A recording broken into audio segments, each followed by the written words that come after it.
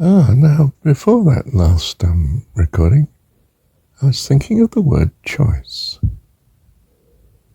Now, I've not dealt with some of these sounds before. Let me deal with ch, ch as I put it phonetically, ch, which is fairly common English, of course. If you see ch, you don't say kh, you say ch. Ch, chance, check, choose, chase,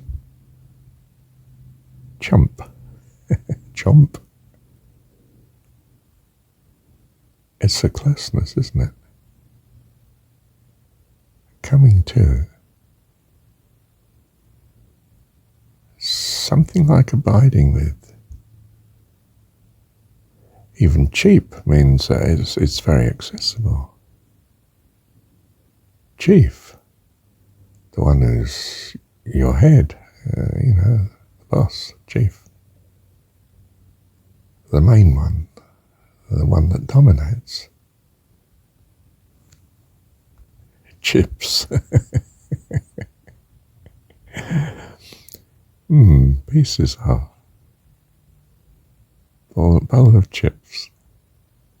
Or chips as in bits of paper. Not sure about that one. Cheese.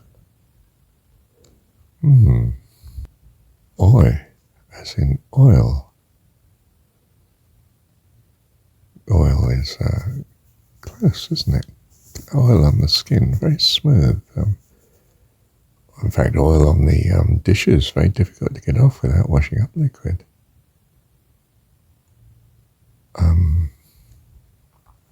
Coil, to curl round, close, oil. Foil, as in wrapping round. Noise, sound you can't really get away from, it's close. If I call out, oi, I want your attention, I'm demanding your closeness. Spoil is to get so close it starts to break up and disintegrate things. So choice, ch, oi, s. Oh, s, we know is wisdom. The snake again, s. So ch, come close, oi, all over, s, wisdom. You're close all over wisdom, your choice. It's your choice.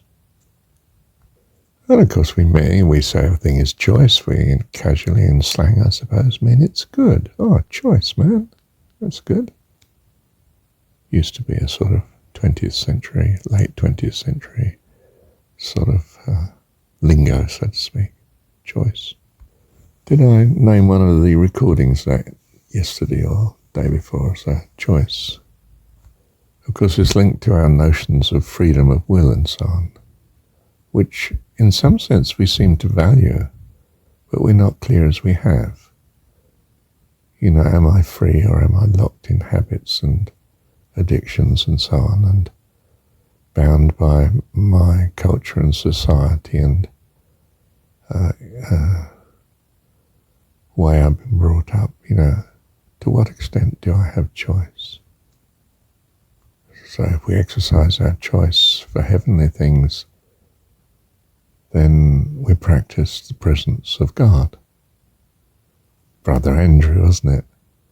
The monk who worked in the kitchen, and he wasn't the abbot or anything like that, but he practiced the presence of God, and has been remembered ever since. Lovely chap. You see, he exercised his choice, despite his,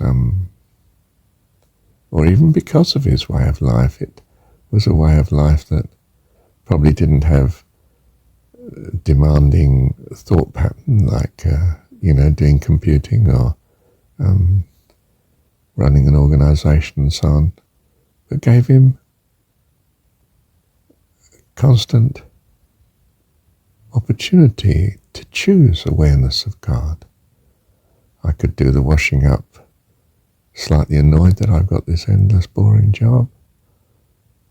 Or I could thank God for it and choose to think and appreciate and love him whilst the body carries on doing the washing up.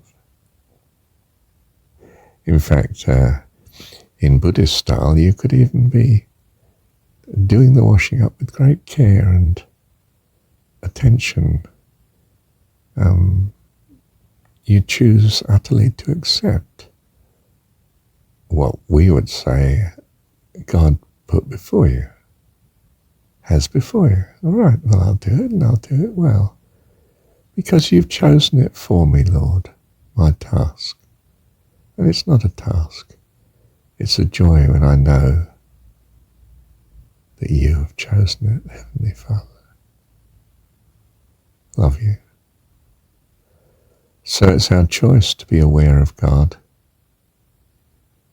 And you might not be motivated for such, so if you practice more the habit of whatsoever is good and lovely, thinking on these things, then your desire to choose God will grow spontaneously. It's nothing you have to worry about. It just comes and happens because you find a great gratitude from all the goodness you've become aware of. You start to love him with your whole being, and your choice is ever to think on him. Your mind ever comes back to your beloved, you see. So you purpose to make God your beloved. And, well, you find you have life eternal. For this is life eternal, to know thee, the only true God. I had a Buddhist chap giving talk again last night, a friend of mine. I've known him for about 10 years now, nearly. And I said at one point, well, a lot of this we think of as in the mind, but really it's in the heart, isn't it? What your inclination is. And I was thinking, I think of devotion, you see. The transformation, when we say knowing God, for instance, in the Jesus story, this is life eternal, to know thee, we mean know in the sense of abide and been with so long and aware of so long that it's transformed their whole being, and we now have life eternal as a consequence. Because we've been with the goodness of God, aware of him so long. And although I say so long, I actually find it to be extremely quickly.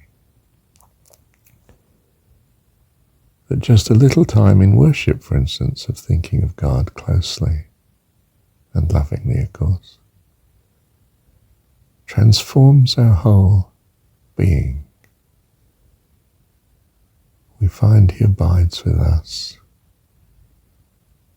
We have chosen. We are the chosen. Lovely film series that's, largely fictitious, a great deal added even to the Bible's view, the gospel view, but The Chosen, a series of Christian films, absolutely lovely, one of the loveliest sets of films I've ever come across. Well, the lovely, I'm sure. And it's called The Chosen. We are the chosen. We've been chosen to choose him.